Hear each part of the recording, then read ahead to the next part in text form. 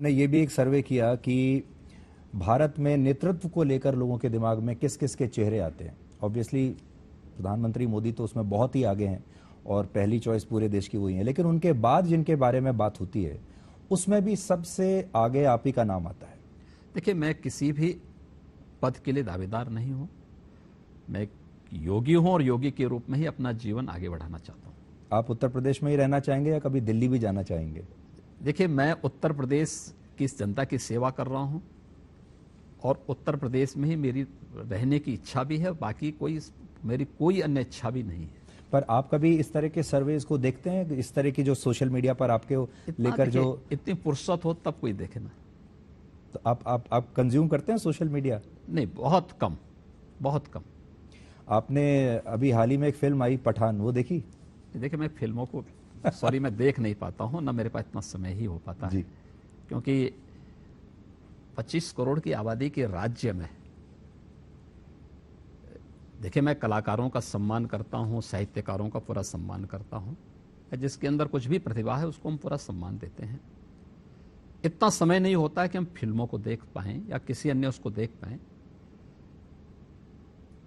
लेकिन कोई भी कलाकार और किसी भी साहित्यकार का या जिसके अंदर कुछ भी प्रतिभा है उसको भरपूर सम्मान अपने व्यक्तिगत स्तर पर भी और शासकीय स्तर पर भी हम लोग देते हैं। अभी हाल ही में आप मुंबई गए थे तो वहाँ आप बहुत सारे बॉलीवुड के कलाकारों से, प्रोड्यूसर से, डायरेक्टर से आप मिले थे। हाँ। उस मीटिंग का क्या एजेंडा, आप क्या चाह रहे हैं उनसे और रिस्पांस कैसा मिला आपको?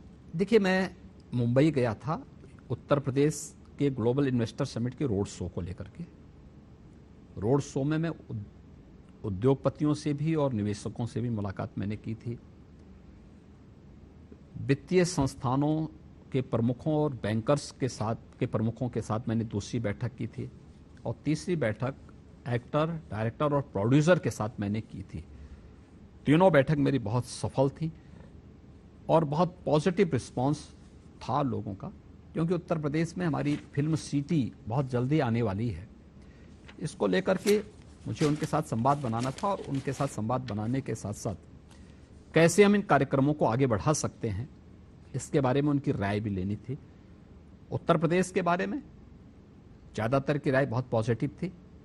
बहुत सारे लोग ऐसे थे जो उत्तर प्रदेश में नहीं आए थे या उनको कोई कार्यक्रम करने या यहाँ पर कोई भी अन्य आयोजन के साथ जुड़ने का अवसर नहीं प्राप्त हो पाया था। उनके मन में कुछ जिज्ञासाएं थी।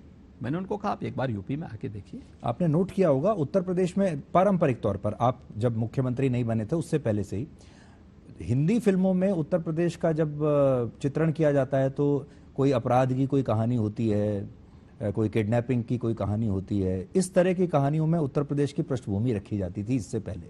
तो आपको लगता है अब उसको बदलने का समय आ गया है? अब उत्तर प्रदेश की पहचान राम जन्मभूमि से और काशी विश्वनाथ धाम से है। अब उत्तर प्रदेश उससे उभर चुका है।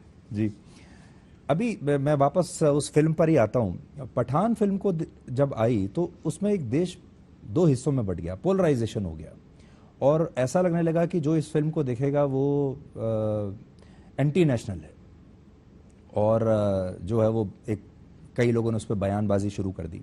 क्या आपके राज्य में भी उस फिल्म का विरोध हुआ या आपने उसको लॉ एंड ऑर्डर सिचुएशन को समझते हुए? उत्तर प्रदेश के अंदर कोई विरोध कहीं नहीं हुआ था। एक जगह वो आपसी विवाद था। वहां पे एक दर्शक उस पूरी फिल्म को रील बना रहा था उसका। इसको लेकर के सिनेमा हॉल के कर्मचारियों ने उससे रोका था, तो इसी में उन लोगों में विवाद हुआ था।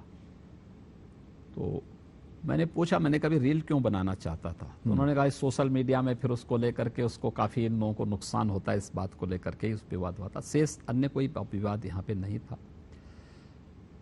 हम एक बात का जरूर ध्यान दें कि जब भी कोई इस प्रकार की कोई फिल्में आती हैं या कोई इस प्रकार के मंचन होते हैं, जन भावनाओं का सम्मान जरूर होना चाहिए।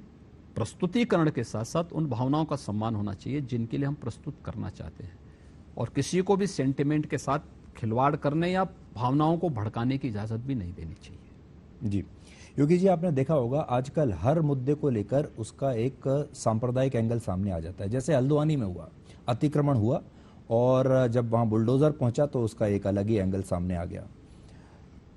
उत्तर प्रदेश में आप इस तरह की स्थितियों से कैसे डील कर सकते हैं? और मान लीजिए हल्द्वानी जैसी घटना अगर आपके राज्य में हुई होती तो आप क्या करते? देखिए, अब वहाँ की क्या परिस्थितियाँ थी, ये वहाँ का अपना विषय है। उत्तर प्रदेश अपने पिछले 5 वर्ष के दौरान हम लोगों ने बहुत सारे ऑपरेशन यहाँ पर किए हैं और पूरा होमवर्क करने के बाद ये सब चीज़ें होती हैं और हमने सफलतापूर्वक इस प्रकार के किसी भी विकास के मार्ग में बाधक बने उन कार्यक्रमों को सफलतापूर्वक यहाँ पे लागू भी किया है। अपने बड़े से